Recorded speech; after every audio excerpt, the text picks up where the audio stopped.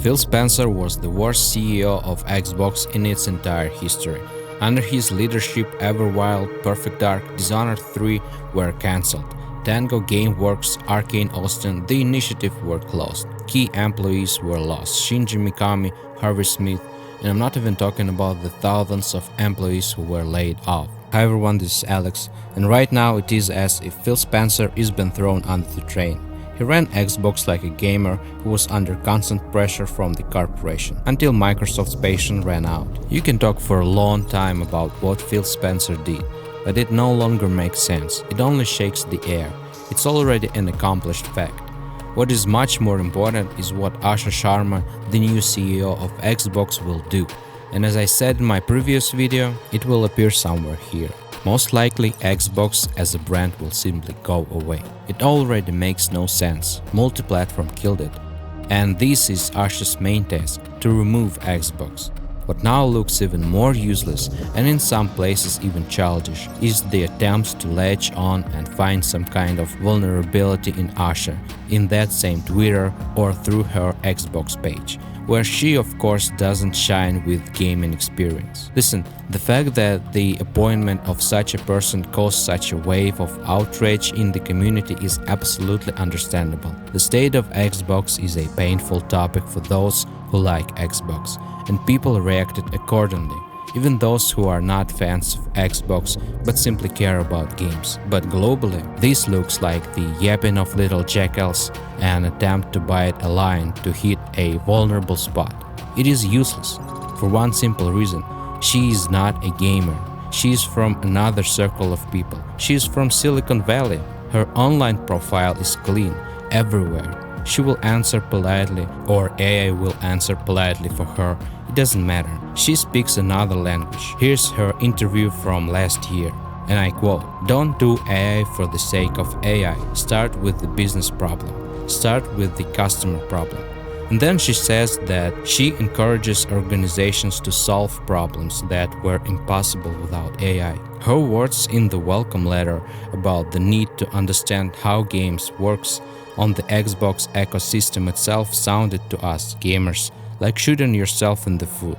But in reality, she is trying to understand in order to implement AI into gaming, and at different levels. And games made by AI are not at all in the first place. It is the global arrangement of the ecosystem for working with developers, only in the field of games. Another question she is asked: what do you see that AI tools can offer to business that it still doesn't see for itself? And her answer was that she tries to help clients find the AI model they need for work, which is necessary at a specific moment for this or that business, and that every application is an AI model in itself. Azure AI is the tool that will help developers in creation, prototyping, and tuning, and it's not only working with data. Her logic is that every application powered by AI can improve the output in all directions in general. Basically, for that same Q&A test, it will be enough to launch an AI model. I also talked about how the next generation of consoles is cooked, and I mentioned how data centers are the engine of the internal economy of the USA, and that Microsoft poured $80 billion for the 2025 fiscal year. I think that in 2001, Microsoft wanted to be everywhere, and not only among office programs, but also in the living rooms of our homes. That's why this whole race started. It is obvious that since 2014 this race has been lost. However, now when AI is going full speed, Microsoft has taken big steps to be number one in this race, or almost number one. Now Microsoft's task is to kill Xbox as a brand, put Microsoft Gaming in its place, and hook not only internal studios on its AI, but also third-party studios that are not part of the circle of internal studios.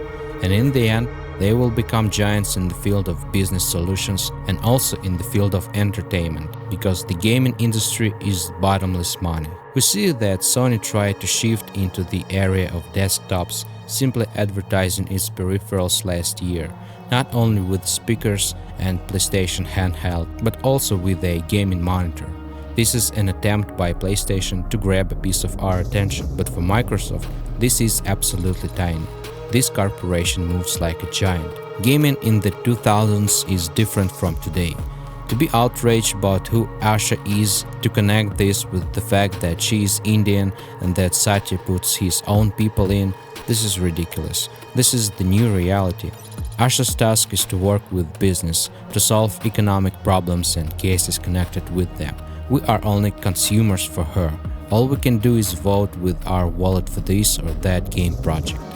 This whole pseudo going to the people of hers with the help of Twitter and the Xbox account is just a PR move to create some kind of trust among gamers. It's time for us to crawl out of the sandbox. Games will now have a taste of AI in one form or another. Will we feel it? I doubt it. Microsoft is no longer playing games. Thanks for watching to the end, subscribe and hit like if you agree with me. If you don't, thanks for watching anyway, and write what you think about the new boss of the Microsoft gaming. See ya.